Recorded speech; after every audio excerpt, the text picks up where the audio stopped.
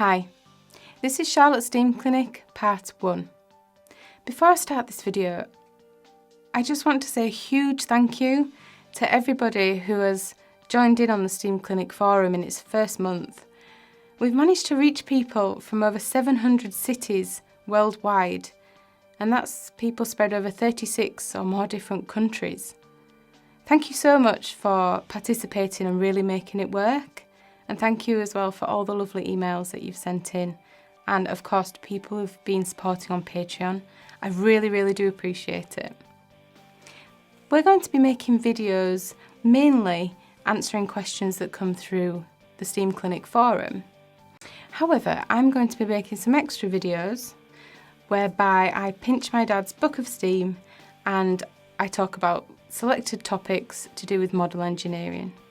These will be top tips and just talking through nitty-gritty details of certain things that I'm sure you'll find really useful. In this episode, I've chosen 3 different questions.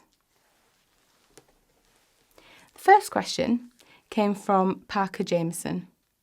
You said, "Hi, I'm over in the USA and I was wondering if anyone knows where I can get an enamel paint, the same colour as Stuart Green." When shipping worldwide items, it can be quite tricky when it comes to paint products and steam oil products, for example. You could get the correct shade by going to an automotive paint supplier in your area. If you print out a photograph of a Stuart engine and take that with you, they might be able to colour match it perfectly. So that's quite a good tip. Many department stores do colour matching when it comes to household paint, so to find a good enamel, you might strike lucky with a good automotive paint supplier. He also said, "It may be useful to know that the colour Brunswick green, which was used on many Land Rovers, is very close to Stuart green. Also, a shade of green known as olive drab is close to the shade that you see in many older Stuart engines. The current official Stuart green seems to be a different shade to the earlier Stuart green colour. I've seen many instances when Humbrol dark green paint has been used, but this is not the correct shade." Thank you very much for that question, and I've noticed quite a few responses to your forum questions, so I really hope that we can pool all of our ideas together in regards to different paint colours. The next question I'm going to read out came from Rudy. Hi Rudy.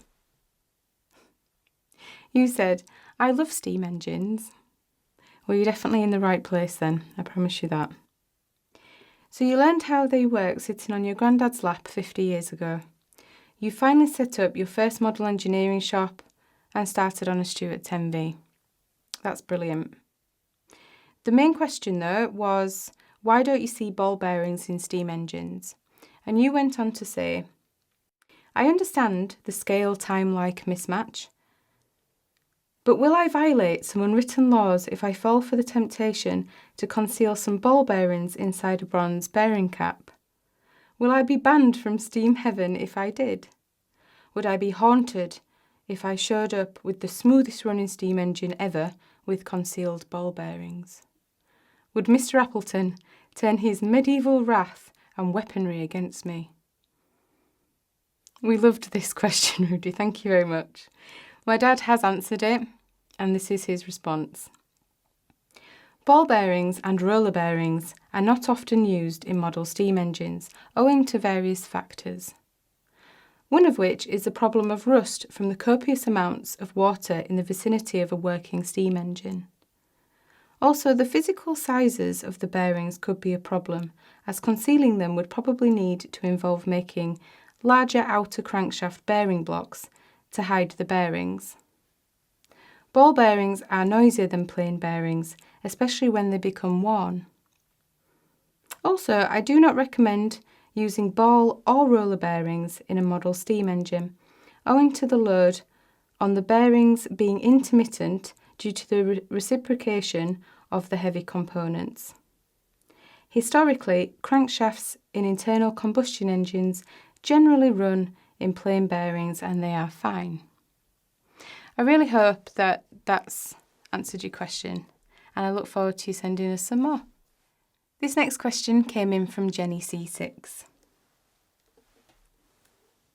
You asked, would a Stuart score be better for a radio-controlled steamboat as opposed to a double 10V, owing to the score having a lower centre of gravity? My dad responded to this, and he said, I guess this would work, but only if it was a paddle steamer type boat. The Stuart score would be very off-centre if used in a horizontal plane in a model boat. As the crankshaft is at the opposite end to the cylinders, the engine would have to be offset by a large amount to align the crankshaft with the propeller shaft. A Stuart double 10V, the V meaning vertical, would be a much better option for use in a model boat. Most of the weight in a double 10V is low down anyway, so the centre of gravity would be perfect. My dad has actually used these Stuart double 10V steam engines in model boats, and some of them have been up to 6 feet in length. I can see you've posted various questions, Jenny C6, and we have highlighted a few for the next few videos. This has been part 1 of Charlotte's Steam Clinic. If you'd like to join our forum, you can do so for free at www.steamclinic.com. Thanks for watching, and I hope you found this useful.